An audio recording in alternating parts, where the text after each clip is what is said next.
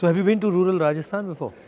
Actually, I've been to Nimrana and the villages around there, which is quite a remarkable development. Yeah. Because so many factories have come in, Yeah. and you can see a village transform. So when we were kids, Papa took us to Nimrana and we'd gone there on a picnic and we got attacked by bees. I think my dad got like 25 or something. Wow. I got, my mother like covered me with a blanket. Acha. I got 9 or something. She was protective. That's good. Yeah. Here there's Ranthambore. Have you been there? I've been to Ranthambore before. Of course, I came just for the yatra, so I don't see the safari. There's 16 cubs there now. So everybody who's going there is seeing 3 or 4 tigers. Right. So what is your view about what's going on economically in India, in the world? We were just discussing, the United States and China. So the next year is going to be more difficult than this one. Of course, this one had lots of difficulties with the war and all that. But because growth is going to slow in the world more generally, people are raising interest rates, that brings down growth. India is also going to be hit. Indian interest rates have also gone up, but Indian exports have been slowing quite a bit. And India's inflation problem is more a commodity inflation problem, vegetable inflation problem. And that is also going to be negative for growth. So I think that we would be lucky if we do 5% next year. See, the problem with the growth numbers is that you have to understand what you're measuring with respect to. If you had a terrible quarter last year and you're measuring with respect to that, you look very good. So ideally what you do is look before the pandemic in 2019 and look at now. And if you look at 2022 vis-a-vis 2019, it's about 2% a year. That's too low for us. And what do you attribute that to? Pandemic was part of the problem, but we were slowing before the pandemic. We had gone from 9 to 5. And we haven't really generated reforms which will generate growth. इसमें हिंदुस्तान में एक और चीज़ हो रही है, 4-5 पूंजीपति बहुत अमीर हो रहे हैं और हर बिजनेस में वो जा पा रहे हैं और बाकी हिंदुस्तान जो है वो पीछे रह रहा है. जो किसान हैं, गरीब लोग हैं, उनका एक हिंदुस्तान बन रहा है और फिर ये 5, 6, 10, 15 लोग हैं जिनका दूसरा हिंदुस्तान बन रहा है. एक के सपने पूरे हो रहे हैं, एक के सपने नष्ट हो रहे हैं. तो ये इनइक्वालिटी जो बढ़ रही है, इसके बारे में हमें क्या करना चाहिए? ये तो बहुत बड़ी प्रॉब्लम है. सिर्फ वो इंडस्ट्रियलिस्ट के बारे में नहीं है. ये जो अपर मिडिल क्लास है, उनका तो आय बढ़ गया है पैंडेमिक में, क्योंकि वो घर से काम कर सकते थे. और जो गरीब लोग हैं उनको फैक्ट्री में जाना पड़ता था और फैक्ट्री बंद हो गई तो मासिक आय नहीं आई उनको. तो ये डिवाइड जो है पैंडेमिक में बढ़ गया. और जो सबसे गरीब है उनको तो मिलता है ये राशन में, उनको सब कुछ मिलता है. जो अमीर है उनका कोई नुकसान नहीं हुआ है. जो बीच में है, ये लोअर मिडिल क्लास जो है, उनको काफ़ी नुकसान हुआ. नौकरी तो बंद हो गई, बेरोज़गारी बढ़ रही है, कर्ज बढ़ रही है, वो कर्ज ले रहे हैं, ब्याज दर अभी बढ़ रही है. तो उनका तो काफ़ी नुकसान हुआ है और उनकी तरफ हमें देखना है. और जो नीति हम बना रहे हैं उनके लिए बनाना चाहिए, क्योंकि दर्द वहाँ पे बहुत ज़्यादा है. और ये भी है कि आप जो कह रहे हैं कंसंट्रेशन हो रहा है ये जो इंडस्ट्रियलिस्ट का, उसको भी देखना है. हम कैपिटलिज्म के अगेंस्ट नहीं हो सकते हैं, लेकिन कंपटीशन के लिए हमें लड़ना है. मतलब मोनोपोली के खिलाफ हो सकते हैं. मोनोपोली के खिलाफ हो सकते हैं, लेकिन कैपिटलिज्म तो ये जो छोटे बिजनेसेस हैं वो भी अच्छे हैं देश के लिए. बड़े बिजनेस भी अच्छे हैं, लेकिन मोनोपोली अच्छा नहीं है. रोजगार एग्रीकल्चर सेक्टर से भी मिल सकता है. तो उसमें फूड प्रोसेसिंग है, उसमें कोल्ड चेन है, उसमें फ्रूट्स एंड वेजिटेबल्स का एक्सपोर्ट है, वो सब है. तो सेकंड ग्रीन रेवोल्यूशन भी हो सकता है, आपका कहना है? सेकेंड ग्रीन, एक नए तरीका का ग्रीन, नए तरीका का vegetables, milk, dairy products, poultry, ये सब हो सकता है. और प्रोसेसिंग करना है यहाँ पे, क्योंकि यहाँ का लेबर यूज़ करना चाहिए. और खेत के पास. और मेरे ख्याल में उसका भी एक ग्रीन कंपोनेंट है. अगर आप सब ये प्रोसेसिंग खेत के पास करते हैं, जो आप इधर उधर बेच देंगे उसका वेट भी काफ़ी कम हो जाएगा ना, तो इसलिए एनर्जी कंजम्पशन भी कम हो जाएगा। और अगर हम आगे देखेंगे तो एनर्जी कंजम्पशन तो बहुत ही इम्पोर्टेंट चीज़ है और उसको कम करना चाहिए। और यूएस में क्या हो रहा है? यूएस में और बाकी दुनिया में क्या हो रहा है? अभी वहाँ पे तो महंगाई तो बढ़ रही है काफ़ी ज़्यादा, और महंगाई कम करने में ये जो सेंट्रल बैंक्स हैं वो कोशिश कर रहे हैं, वहाँ का आरबीआई, फेडरल रिजर्व या यूरोपियन सेंट्रल बैंक, और इसलिए ब्याज दर बढ़ा रहे हैं, और उससे तो उत्पादन की गति तो कम हो जाएगी। और इंडिया के लिए प्रॉब्लम ये है कि हमारे एक्सपोर्ट्स भी कम हो जाएंगे अगले साल, तो उससे तो एक्सपोर्ट्स तो काफ़ी कम हो जाएंगे और हमारा ग्रोथ, हमारा उत्पादन की गति भी काफ़ी कम हो जाएगी। जब मैं महाराष्ट्र से निकल रहा था तो वहाँ पे जो टेक्सटाइल इंडस्ट्री में काम करते हैं वो कह रहे थे कि बांग्लादेश ने अपनी एक्सपोर्ट पॉलिसी को बहुत अच्छी तरह यूटिलाइज़ किया है और उन्होंने एक्सपोर्ट पॉलिसी से अपनी पूरी वहाँ पे इंडस्ट्री को बहुत कम्पिटिटिव बना दिया। इसके बारे में क्या सोचते हैं? ये हमें करना चाहिए, कैसे करा जा सकता है? एक तो उनका सबसे इम्पोर्टेंट इंडस्ट्री है टेक्सटाइल्स, वो कपड़े बनाते हैं, बेच और एक्सपोर्ट करते हैं, और उसमें उन्होंने 2-3 चीज़ किए हैं जो that has help them succeed. एक तो they allow big factories, not small factories, क्योंकि स्केल इकोनॉमीज की ज़रूरत है, तो they allow big factories. I think labor is largely women, so they employ a lot of women in the textile industry, and the policy is very predictable. It doesn't change. So that industry has just taken off because it's using low-skilled workers. On my way, I found out that जो बेल्लारी है वो jeans production का centre था, और वहाँ पे 4.5 लाख लोग काम करते थे। कपड़ा गुजरात से आता था और स्टिचिंग बेल्लारी में होती थी, और वो लोगों के घरों में होती थी। कोई एक पीस बनाता था, कोई सिलता था, कोई धोता था, वो पूरा डिसेंट्रलाइज था सप्लाई चेन। और जीएसटी और नोटबंदी ने उसको ख़त्म कर दिया, और वो एक्चुअली वो इंडस्ट्री अंग्रेज़ों के टाइम से है।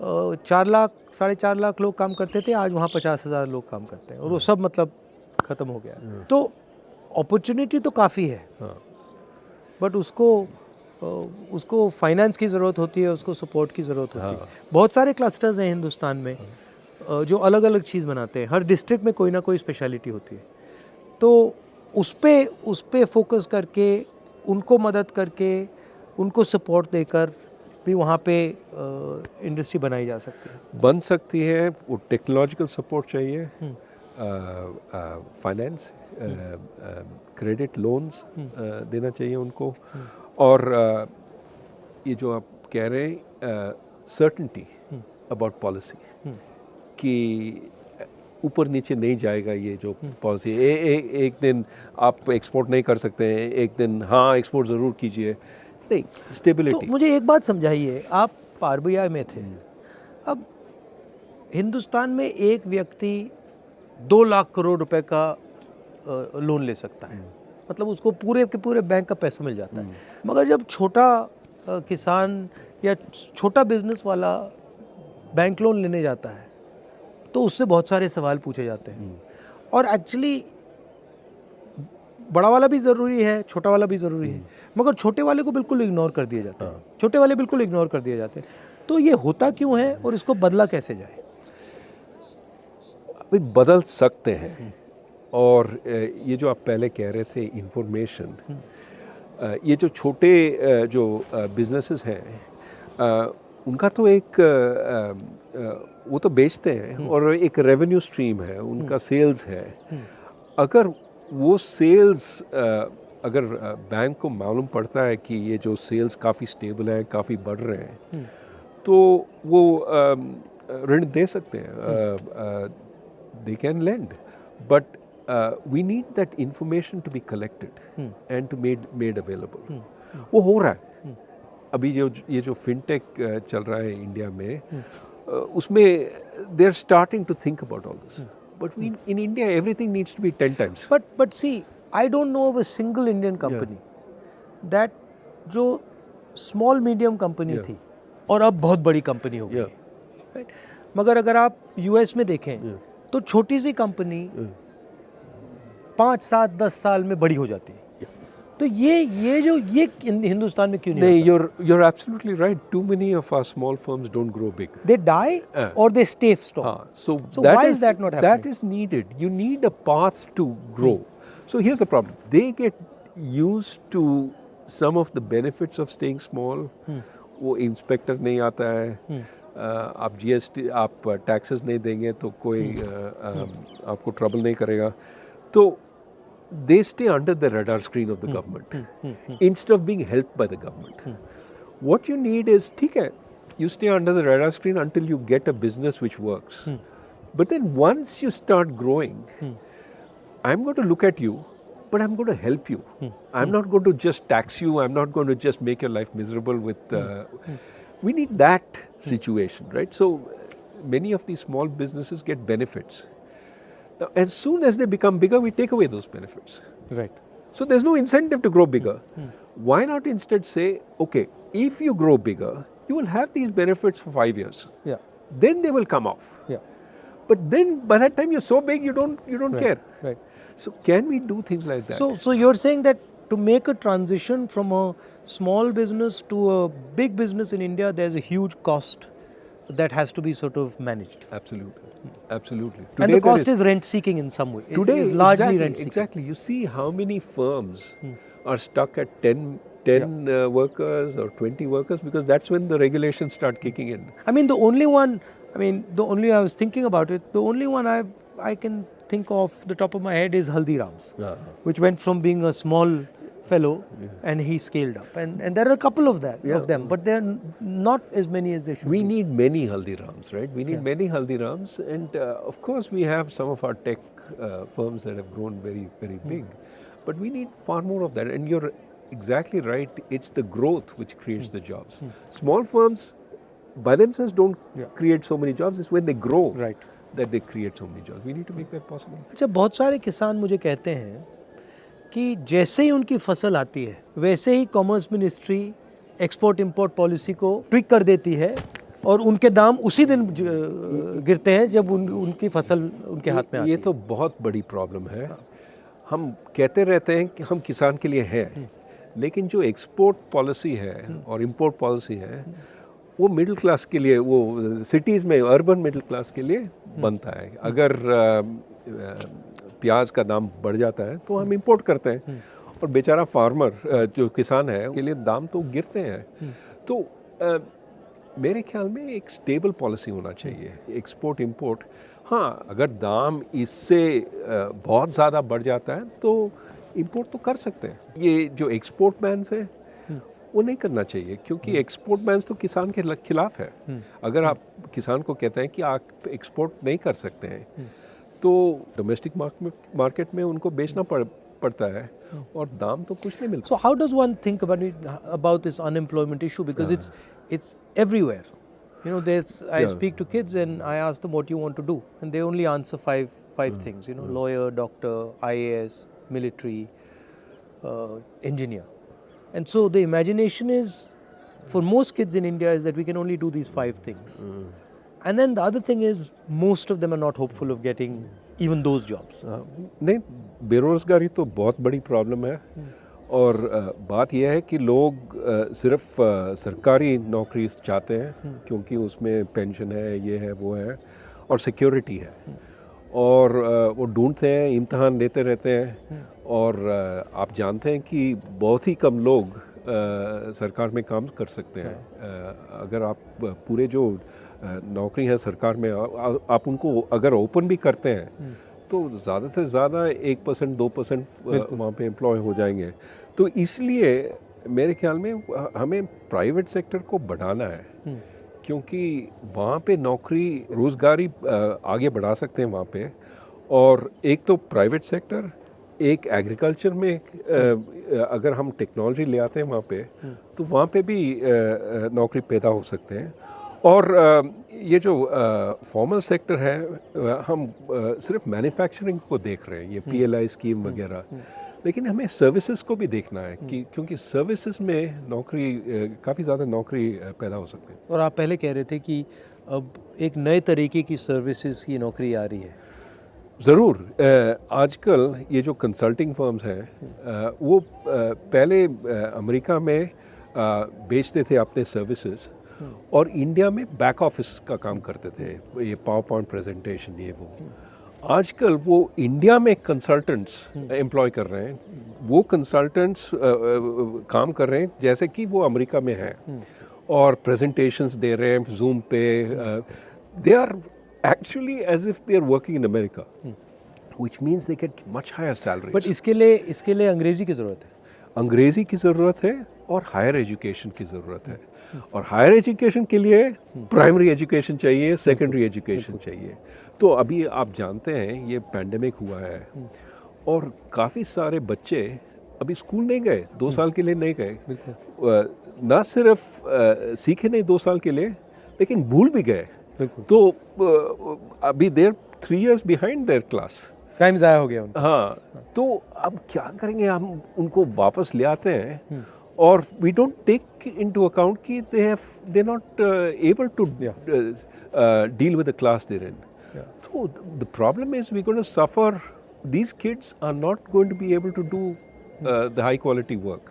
So we have to pay a lot more attention to education. One of the things that I'm noticing while I'm walking is what's being done to the small and medium businesses in this country. And, the backbone of employment in the country, and all of them are complaining. And they're complaining of an unfair GST. They're complaining, of course, of demonetization, COVID, but they're also complaining of no support for small businesses, and most of them can't ever imagine transforming from a small business to a big business.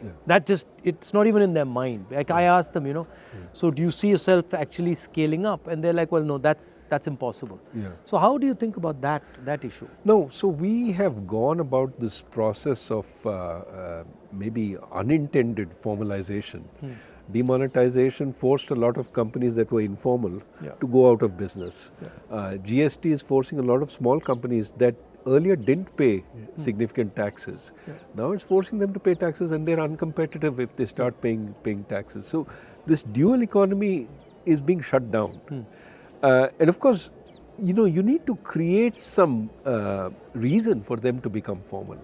If, for example, they could get more credit from the bank as they became more formal, they could show their receipts, they could show but credit is also very slow right now. So the benefits of formalization are not there, the costs of formalization are there. Right. And so many of them are hurting. Now, what is true is as they shrink, our bigger firms are doing very well because they're occupying some of the space. So in a sense, the inequality between firms is increasing. You look at profitability amongst the big firms, it's very good. And they could also raise money during the pandemic, which our small firms couldn't. What you want is to give the small fellow a chance to sell and not put a whole lot of burden on him. The big fellow can take care of paying the taxes and all that. तो ये अगर आप हिंदुस्तान की history देखें, एक बहुत क्रांतिकारी कदम स्वतंत्रता आंदोलन से आया, उसके बाद हरी क्रांति हुई, उसके बाद सफ़ेद क्रांति हुई, उसके बाद जो कंप्यूटर रेवोल्यूशन हुआ, तो अब क्या रेवोल्यूशन हो सकता है? 2 तरह के रेवोल्यूशन है। एक तो मैं अभी हम बात कर रहे थे सर्विस रेवोल्यूशन। हम यहाँ से अमेरिका में काम कर सकते हैं without going to America. Okay, that is one. जैसे डॉक्टर हैं, they can provide telemedicine services to the US and earn a lot of foreign exchange. Our service exports are 250 billion. Just grow that. That will make us a superpower in exports. So एक वो है। दूसरा ये है, आप हरी क्रांति के बारे में बात कर रहे थे, ग्रीन रेवोल्यूशन, लेकिन we have a new kind of green revolution. Yes, sustainability, emissions. If we push on that, we can be at the frontier, building windmills, building solar plants, making our buildings green. And the most damage from climate change will be in South Asia. You've already seen Bangladesh suffer, you've seen Pakistan suffer. India is not far behind. We occupy the same territory. So we have to push very hard for a green revolution elsewhere. But also we can be at the forefront because everybody is trying to get in. We can make a lot of windmills, solar, because we have a huge demand. But we can also, innovate. And so I think there are lots of possibilities. But we should be forward thinking. मैं एक बार parliament में जा रहा था और parliament के वहाँ पे जो सिक्योरिटी गार्ड्स हैं उनसे मेरी दोस्ती है. तो मैंने उन एक सिक्योरिटी गार्ड से पूछा भाई क्या कर रहे हो. तो उसने मुझे कहा बहुत मज़ा आ रहा है. मैंने कहा क्या हुआ. उसने कहा मैंने अदानी के स्टॉक खरीदे हैं और उसके बहुत सारे पैसे बन रहे थे. मगर मैंने सोचा कि वो सैलरीड क्लास का है और ऐसा काम करना उसके लिए काफ़ी रिस्की है.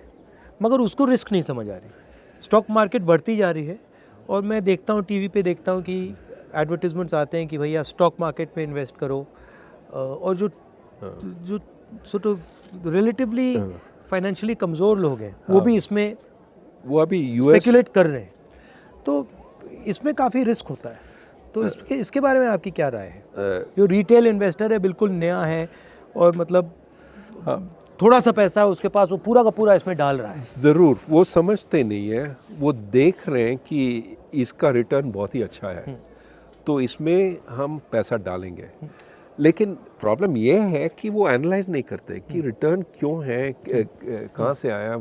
अभी आप देखते हैं अमेरिका में ये जो क्रिप्टो करेंसी का प्रॉब्लम है वहाँ पे भी रिटर्न बहुत ही ज़्यादा था. बिटकॉइन 2-3 पैसे के लिए बिकता था, $67,000 तक पहुँच गया. अरबपति बन गए बहुत सारे. तो और अभी गरीब फिर से हो गए ना, क्योंकि उसके बाद गिरा है. और ज़्यादातर गरीब लोग वो तब खरीदते हैं जब $67,000 पे है, मतलब हाइट पे. और फिर वो देखते हैं कि बस गिरता रहता है. क्योंकि ये जो अमीर लोग हैं वो तब बेचते हैं और जिनके पास इंफॉर्मेशन नहीं है, जिनके पास वो फाइनेंशियल सोफिस्टिकेशन नहीं है, वो तब खरीदते हैं. मगर ये जो प्रॉब्लम है इन्फॉर्मेशन का प्रॉब्लम, ये हमने स्टॉक मार्केट की बात की, मगर ये इन्फॉर्मेशन का प्रॉब्लम मुझे लगता है, मतलब सड़कों पे चल के मैं सुन रहा हूँ, ये इन्फॉर्मेशन प्रॉब्लम बहुत गहरी है, ख़ास तौर से गरीब लोगों में, किसानों में, गरीब लोगों में. ज़रूर उनको इन्फॉर्मेशन मिलती नहीं है, दी नहीं जाती है. इसलिए हम कहते हैं कि कंज्यूमर प्रोटेक्शन होना चाहिए, कि उनको बताना चाहिए ये तुम्हारे हक हैं, these are your rights, and जो बेचते हैं they cannot violate these rights. Are you enjoying this? It's nice. You like it? How can you not enjoy this view? But also, it's. I think you're doing this सांप्रदायिक एकता और शांति के लिए आप पदयात्रा पे जा रहे हैं. I think that is something the country needs, regardless of what political party you're in. It has to be. Bharat को जोड़ना है. बिल्कुल. और शांति से, भाईचारे से फ़ायदा होता है. और अगर आप सोचेंगे, कोई कह रहा था कि आपने एक भाषण में ये कहा था कि which house can stand when the brothers are fighting? Yeah. It can't. They have to be. You have to have internal harmony to have external security. ये काफ़ी लोग कह रहे हैं हाँ we can fight internally, we will suppress this minority, suppress that, and we will be strong outside. नहीं हो सकता है. नहीं, ये एक बात है, मगर दूसरी बात जो उतनी ही ज़रूरी है कि आज की दुनिया में जहाँ अमेरिका, चाइना, यूक्रेन, सब जगह नफ़रत फैल रही है, उस दुनिया में हिंदुस्तान रास्ता दिखा सकता है. ज़रूर. और हिंदुस्तान बहुत बड़ा रोल प्ले कर सकता है. ज़रूर. और ये हमारी हिस्ट्री है, हमारा ये कल्चर है और ये हमारी स्ट्रेंथ है. और लोकतंत्र भी हमारा स्ट्रेंथ है। और मेरे ख्याल में काफ़ी लोग काफ़ी देश हमारी ओर देख रहे हैं कि इंडिया का क्या कहेगी, इंडिया क्या एग्जाम्पल सेट करेगी। और इसलिए हमें सोचना चाहिए कि हम क्या कर रहे हैं और किस दिशा में जा रहे हैं।